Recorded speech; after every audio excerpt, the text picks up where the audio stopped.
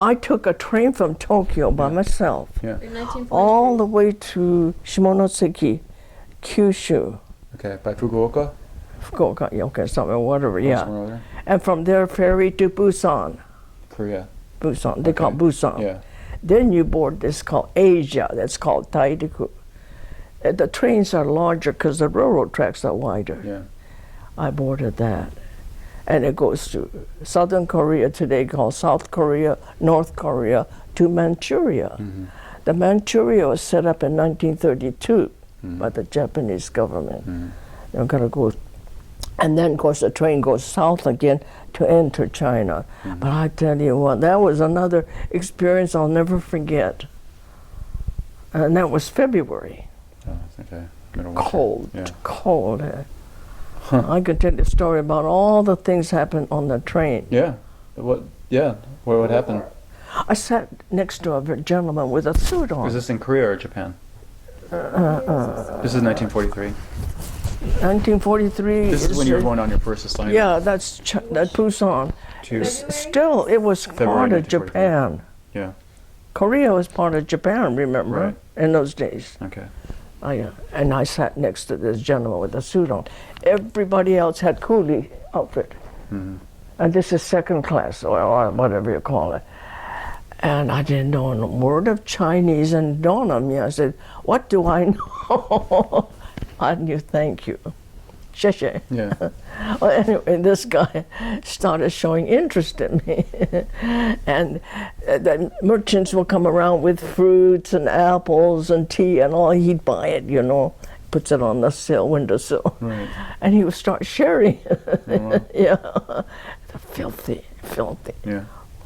And there were a lot of Japanese seated people going back to China, I guess, you know, where they worked. They go back for vacation and going back. Well, anyway, I'm so new. I'm only 20 years old. And this guy showed interest. He was kind, you know. And all I can say is, xie, thank you, you know. Yeah. He split a little bread, or whatever, gave me orange, and then he gave me a cup of tea. Gets this filthy handkerchief and he cleans the cup, you know, and he pours the tea. I said, oh gosh, how am I going to drink this, you know? Yeah, you don't want to drink it. What I did is I dropped whatever I had, it was a hanky or something, and I went like this and picked it up and poured that. Poured it. It's a small cup. Yeah, yeah. And I said, xie, and I took it and gave that. I tell How was you he what. dressed? Was he dressed well? Was he dressed Oh up really yeah, well? he's had suit. But he was dirty though. Well, everybody had dirty handkerchief, you know. What were you wearing? What were you wearing? Western clothes, Western Tokyo suit. clothes. Yeah. Lightweight coat. Yeah. No, warm enough. It was so cold. Yeah. I mean, sub-zero. Yeah. Anyway. And there are a lot of Japanese seated, you know, they're going this, I'm facing this way. But anyway, going through Korea, they open the windows and their merchant would sell you apples and all, okay, in those days.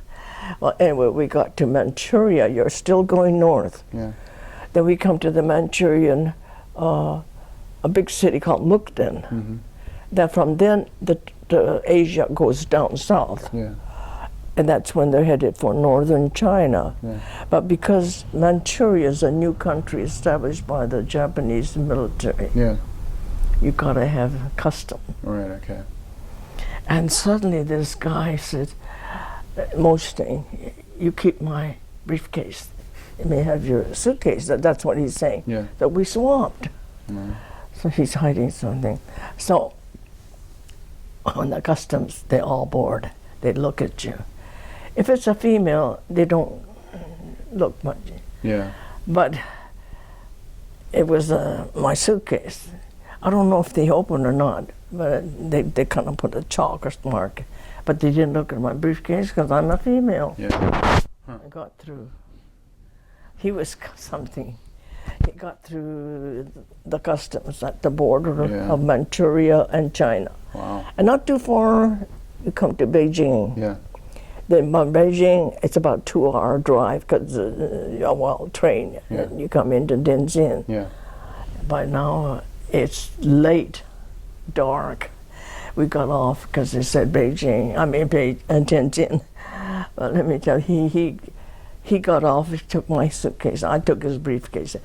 Just kind of watching the crowd leave.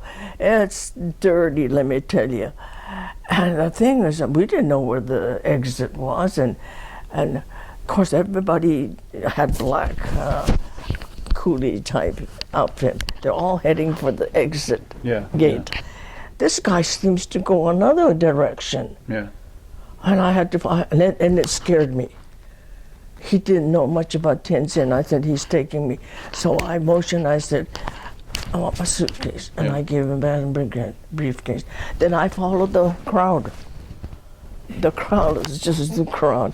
And he just went the other way. Wow. Then that's I suspected something's fishy about this guy. But in the meantime, on board the ship, on the train, he did say he had 3 tai-tai. Well, I didn't know Chinese what tai-tai was. But all these Japanese seating the other side was facing the other way. A young couple was seating. And he could hear he's saying in Chinese, tai-tai. So I didn't know what a tai-tai was. And he looked at me because he's facing me. And he said, Oksan, wife. So he had 3 wives. Wow. So trying to tell me I'm going to be his 4th wife. Huh. I mean, and then the young couple, they're going like this, and the husband said, Oksan. I said, oh, so he's got 3 wives. That's how I found out. So anyway, at Tianjin airport, he goes the other way. Yeah. He's train station. Yeah, he didn't go the exits. No. But he was trying to take your suitcase. Yeah.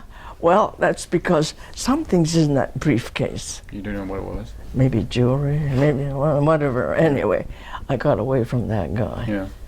No. It was something. I just followed the crowd. Was there no Japanese official meeting you? No one met you there? No. Don't forget, in 1943, they're fighting in China. Yeah. Japan and China was fighting. But you got to follow the crowd. That's where the exit is. Yeah. That's the only thing I knew. I had nothing in my mind about that. Then, lo and behold, we came to this little exit. You got to show your ticket. Well, people swore me. And there are a lot of policemen standing there. And Japanese-looking uniform and all. And Chinese, too. The Chinese jumbo was tall. The northern Chinese people, they picked the tall ones. Yeah. Anyway, there's one with a black uniform. I knew he was Japanese policeman.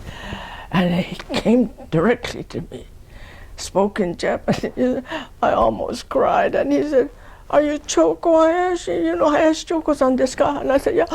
I was shocked that somebody knew me. Later I found out that they had words that Hayashi Choko's arriving in Tianjin for days and days and days. Really? They came to that place to greet me, pick me up. Well, I didn't know that, but I was so happy to hear Japanese that somebody knew me. Because I'm traveling all by myself, and I'm only 20 years old. Yeah. So how long were you in China? I was there about 20 months. 1 year and 8 months. Which city were you in? Tianjin. We call it Tianjin or something today. It's a very large international settlement, commercial city, about a couple of hours from Beijing. And you were how old? You were like 20? I was just turned 20. Oh, wow. Did you have any social life? Did you meet people? Or? Well, not directly. But I hear, somebody would spot you, and I heard words come back to this vice consul. He took me under his wing, and he was very kind. That's how he was so was interested in me, and a few others that were in the dorm. We got to know each other. So you lived in a dormitory?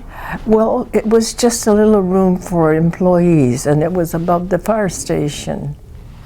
Tiny little room. In the corner they had a communal type bathroom, or shall we call it, and place to wash your hands, and very tiny, very crude.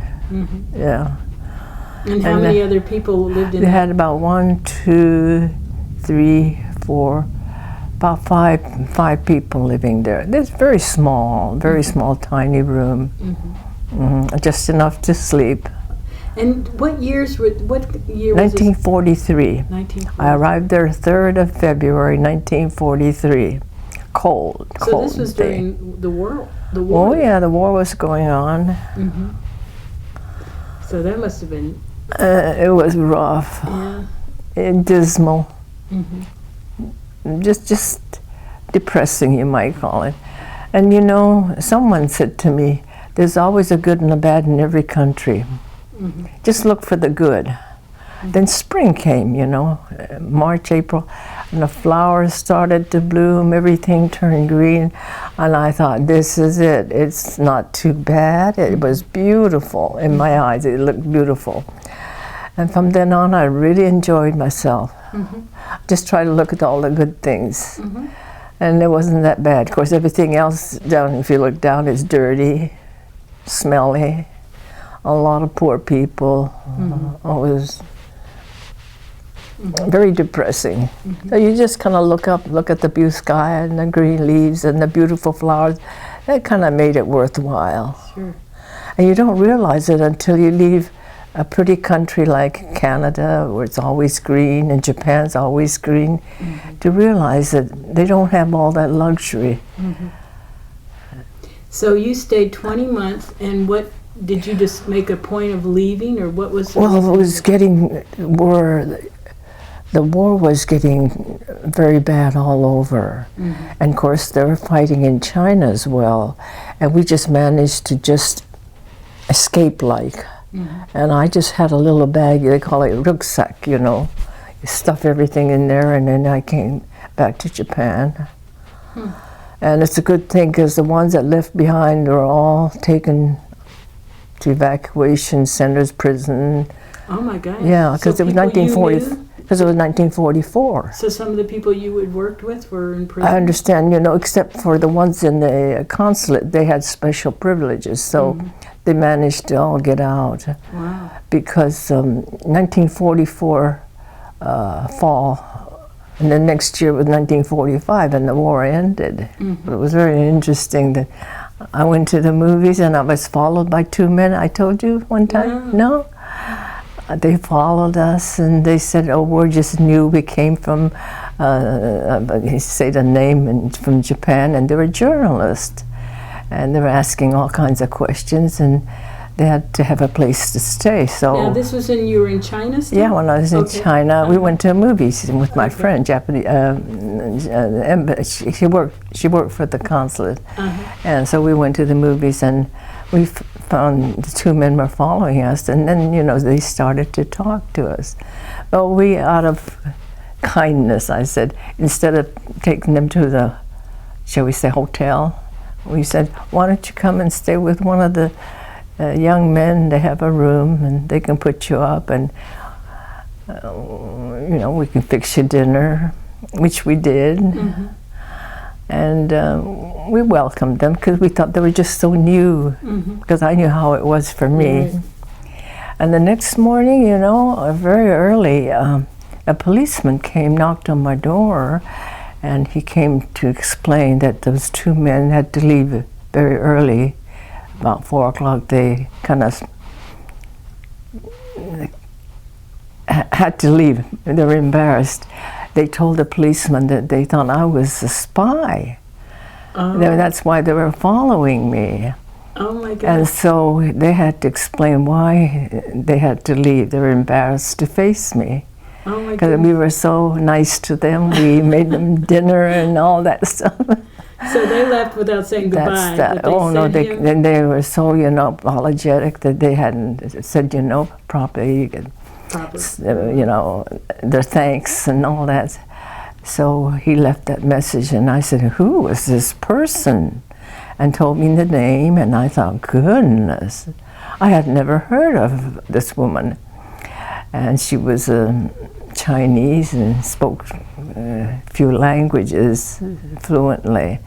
And of course I didn't know what the English or Chinese or Mandarin or Cantonese or Japanese, because you know they're different.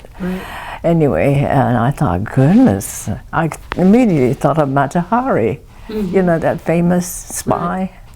Right. I mean, so they got you confused with somebody else? I guess they thought I looked like her. Huh. Interesting. Isn't it interesting? Yeah. And it was all forgotten. Years and years later, I found out when the movie came out in the 80s, and the Last Emperor. Mm-hmm. Do you remember? Mm-hmm. And it's an American movie. Right.